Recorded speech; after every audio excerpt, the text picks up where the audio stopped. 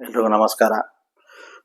ಇತ್ತೀಚೆಗೆ ಜಾಸ್ತಿ ನ್ಯೂಸ್ ಮತ್ತು ಜನಗಳಲ್ಲಿ ಮಧ್ಯೆ ಓಡಾಡ್ತಿರೋದು ಒಂದೇ ನ್ಯೂಸ್. ಏನಪ್ಪಾ ಅಂತ ಹೇಳಿದ್ರೆ, ಕೋಲ್ಕತ್ತಾದಲ್ಲಿ ಇರೋ ಒಂದು PG ಓದುತ್ತಿರೋ ಹುಡುಗಿಗೆ ರೇಪ್ ಅಂಡ್ ಮರ್ಡರ್ ಆಗಿದೆ ಅಂತ ಹೇಳ್ಬಿಟ್ಟು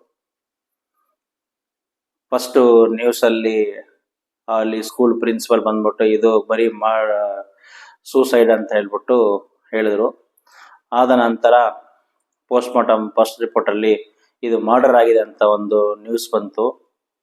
ಮತ್ತು ಅದು ಮರ್ಡರ್ ಆಗಿ ನೆಕ್ಸ್ಟ್ ಇನ್ನೊಂದು ನ್ಯೂಸ್ ಬರ್ತಾ ಇದೆ, ಇಲ್ಲ ಇದು ಬರೀ ಮರ್ಡರ್ ಅಲ್ಲ, ಇದು ರೇಪ್ ಅಂಡ್ ಮರ್ಡರ್ ಆಗಿದೆ ಅಂತ ಹೇಳ್ಬಿಟ್ಟು ನ್ಯೂಸ್ ಬಂತ ಹೇಳಿದ್ರು. ಆದ ನಂತರ ಇದು ಒಬ್ಬ ರೇಪ್ ಮಾಡಿ ಮರ್ಡರ್ ಮಾಡಿಲ್ಲ, ಇದು ಸುಮಾರು ಒಂದು 6-7 ಜನ ಸೇರಿ ರೇಪ್ ಮಾಡಿ ಮರ್ಡರ್ ಮಾಡಿದ್ದಾರೆ ಅಂತ ಹೇಳ್ಬಿಟ್ಟು ಒಂದು ನ್ಯೂಸ್ ಬಂದಿದೆ. ನೋಡಿ, ನಮ್ಮ ಈ ತರ ಒಂದು ಸ್ವತಂತ್ರ ಸಿಕ್ಕಿರ ಇಂಡಿಯಾದಲ್ಲಿ ಒಬ್ಬ ಎಜುಕೇಟೆಡ್ ಪರ್ಸನ್ ಡಾಕ್ಟರು ಅವರಿಗೆ ಇಷ್ಟೊಂದು ಅನ್ಯಾಯ ಆಗಿದೆ ಅಂತ ಹೇಳಿದ್ರೆ, ಎಷ್ಟೊಂದು ಹೆಣ್ಮಕ್ಳು ರೋಡಲ್ಲಿ ತಿರುಗ್ತಾ ಇರ್ತಾರೆ, ನೈಟಲ್ಲಿ ಕೆಲಸ ಮಾಡ್ತಾ ಇರ್ತಾರೆ, ಹಲವಾರು ಕಂಪನಿಗಳಲ್ಲಿ ಹಲವಾರು ಜಾಗದಲ್ಲಿ ಬೇರೆ ಎಲ್ಲೆಲ್ಲೋ ಈ ತರ ರಾತ್ರಿಯಲ್ಲಿ ಕೆಲಸ ಮಾಡ್ತಿದ್ದಾರೆ. ಈ ತರ ಒಂದು ಕೆಲಸ ಮಾಡೋ ಹೆಣ್ಮಕ್ಳು ತುಂಬಾ ಜನ ಇರ್ತಾರೆ. ಅವ್ರಿಗೆ ಈ ತರ ಒಂದು ಅನ್ಯಾಯ ಆಗಿದೆಪ್ಪ ಅಂತ ಹೇಳಿದ್ರೆ, ಇನ್ ಮುಂದೆ ನಮ್ಮ ಮನೆಯಲ್ಲಿ ಇರೋ ಹೆಂಗಸರಾಗ್ಲಿ ಮಕ್ಕಳಾಗ್ಲಿ ಇವರೆಲ್ಲ ಆಚೆ ಹೋಗಕ್ಕೂ ಭಯ ಆಗುತ್ತೆ. ಮತ್ತೆ ನೈಟ್ ಅಲ್ಲಿ ಅವ್ರು ಏನಾದ್ರು ಒಂದು ಕೆಲ್ಸಕ್ಕೆ ಹೋಗಿರ್ತಾರೆ, ಅಲ್ಲಿ ಸ್ಟೇ ಮಾಡ್ಲಿಕ್ಕೆ ಕೂಡ ಭಯ ಆಗುತ್ತೆ. ನೋಡಿ, ನಮ್ಮಲ್ಲಿ ಇವಾಗ ಒಂದು ಡಾಕ್ಟ್ರು ಆಗ್ಲಿ ಮತ್ತೆ ಆ ಡಾಕ್ಟ್ರು ಎಲ್ಲಿ ವಾಸ ಮಾಡಿರ್ತಾರೋ ಅದೇ ಜಾಗದಲ್ಲಿ ಒಬ್ಬ ಕೆಟ್ಟ ವ್ಯಕ್ತಿ ಆಗ್ಲಿ, ಅವ್ರಿಗೆ ಮುಂಚೆ ಯಾವಾಗಾದ್ರು ಡಾಕ್ಟರ್ ಹತ್ರ ಜಗಳ ಆಗಿರ್ಬೋದು, ಏನಾಗಿರ್ಬೋದು, ಆ ಡಾಕ್ಟ್ರು ಆ ಹಾಸ್ಪಿಟ್ಲಲ್ಲಿ ಅಂದ್ರೆ ಅವ್ರು ಎಲ್ಲಿ ವಾಸ ಇರ್ತಾರೋ ಅದೇ ಹಾಸ್ಪಿಟಲ್ ಅವ್ರು ಕೆಲಸ ಮಾಡ್ತಾ ಇರ್ತಾರೆ. ಅವನಿಗೆ ಏನಾದ್ರು ತೊಂದರೆ ಆದ್ರೆ ಅವನ್ನ ಇಮಿಡಿಯೇಟ್ ಆಗಿ ತಗೊಂಡ್ಬಂದ್ಬಿಟ್ಟು ಹಾಸ್ಪಿಟಲ್ ಅಡ್ಮಿಟ್ ಮಾಡ್ತಾರೆ. ಆ ಡಾಕ್ಟರ್ ಮನ್ಸು ಮಾಡಿದ್ರೆ ಅವನ್ನ ಬದುಕಿಸ್ಬೋದು, ಇಲ್ಲ ಅವನ್ನ ಸಾಯಿಸ್ಬೋದು.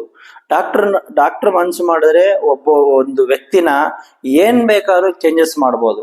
ಪೋಸ್ಟ್ ಮಾರ್ಟಮ್ ರಿಪೋರ್ಟ್ ಅಲ್ಲೂ ಕೂಡ ಅವ್ರನ್ನ ಇಲ್ಲ ಇದು ಅವನು ಸತ್ತಿದ್ದಾನೆ ಅಂತ ಹೇಳ್ಬಿಟ್ಟು, ಅವ್ನಿಗೆ ಏನೂ ಆಗಿಲ್ಲ, ಅವನಿಗೆ ಮರ್ಡರ್ ಆಗಿಲ್ಲ, ಏನೂ ಆಗಿಲ್ಲ ಅಂತ ಹೇಳ್ಬಿಟ್ಟು ಪೋಸ್ಟ್ ಮಾರ್ಟಮ್ ರಿಪೋರ್ಟ್ ಅನ್ನು ಕೂಡ ಅವರು ಡಾಕ್ಟರ್ ಮನ್ಸು ಮಾಡಿದ್ರೆ ಏನ್ ಬೇಕಾದ್ರೆ ಮಾಡ್ಬೋದು.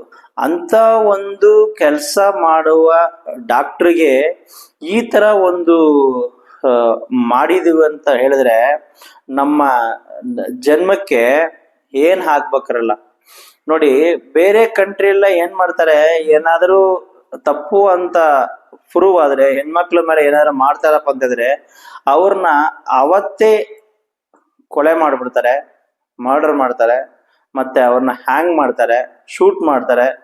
ಈ ತರ ಒಂದು ಇಷ್ಟೊಂದು ಕ್ರೂರವಾಗಿ ಇಷ್ಟೊಂದು ಕೀಳ್ ಮಟ್ಟಕ್ಕೆ ಅವ್ರೆಲ್ಲ ನಡ್ಕೊಂಡಿದಾರ ಆ ಹೆಣ್ಮಕ್ಳ ಮೇಲೆ ಅಂತ ಹೇಳಿದ್ರೆ, ಅವ್ರನ್ನ ಇನ್ನೂ ನಾವು ಸಾಯಿಸಿಲ್ಲ ಏನಕ್ಕೆ ಅಂತ ಹೇಳ್ಬಿಟ್ಟು ನಾನು ಈ ಗೌರ್ಮೆಂಟ್ಗೆ ನನಗೆ ಶೇಮ್ ಆಗ್ತಿದೆ. ಈ ತರ ಒಂದು ಇನ್ನೂ ಅವ್ರನ್ನ ನಾವು ಇಟ್ಕೊಂಡಿದೀವಿ, ಇನ್ನು ಅವ್ರ ಮೇಲೆ ಯಾವ ತರ ಕೇಸ್ ಹಾಕಿದೀವಿ ಅಂತ ಇನ್ನೂ ನಮಗೆ ಗೊತ್ತಾಗ್ತಾ ಇಲ್ಲ.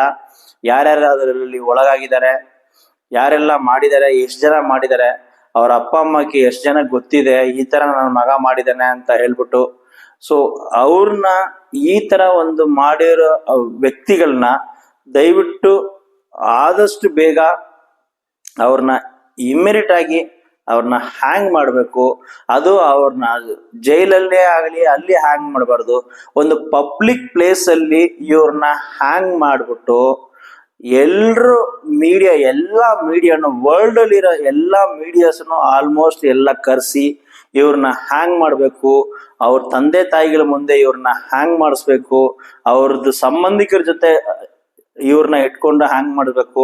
ಈ ತರ ಒಂದು ಹ್ಯಾಂಗ್ ಮಾಡೋದ್ರಿಂದ ಇನ್ನೊಂದು ಸಲ ಈ ತರ ಒಂದು ತಪ್ಪು ಮಾಡ್ಲಿಕ್ಕೆ ಯಾರು ಮುಂದೆ ಬರಲ್ಲ ಅಂತ ನಾನು ಅನ್ಕೊಂಡಿದೀನಿ. ಈ ತರ ಒಂದು ಘಟನೆ ನಮ್ಮ ಇಂಡಿಯಾದಲ್ಲಿ ಇದುವರೆಗೂ ಎಲ್ಲೂ ಆಗಿಲ್ಲ. ಈ ತರ ಒಂದು ಶಿಕ್ಷೆ ನಾವು ಈ ಹುಡುಗಿ ಡಾಕ್ಟರ್ ಹುಡುಗಿ ಕೇಸಲ್ಲಿ ಈ ತರ ಒಂದು ಒಳ್ಳೆ ತೀರ್ಪನ್ನ ನಮ್ಮ ಕೋರ್ಟ್ ಮತ್ತೆ ನಮ್ಮ ಜಡ್ಜಿಗಳು ತೀರ್ಮಾನ ಕೊಡಬೇಕು ಅಂತ ನಾನು ಕೇಳ್ಕೊಳ್ತೀನಿ. ಸೊ ದಯವಿಟ್ಟು ಈ ತರ ಒಂದು ಪನಿಷ್ಮೆಂಟ್ ನ ನಿಮ್ಗೂ ಕೊಡಬೇಕು ಅನ್ಸಿದ್ರೆ ದಯವಿಟ್ಟು ನಮಗೆ ಕಮೆಂಟ್ ಮಾಡಿ ಮತ್ತು ಶೇರ್ ಮಾಡಿ.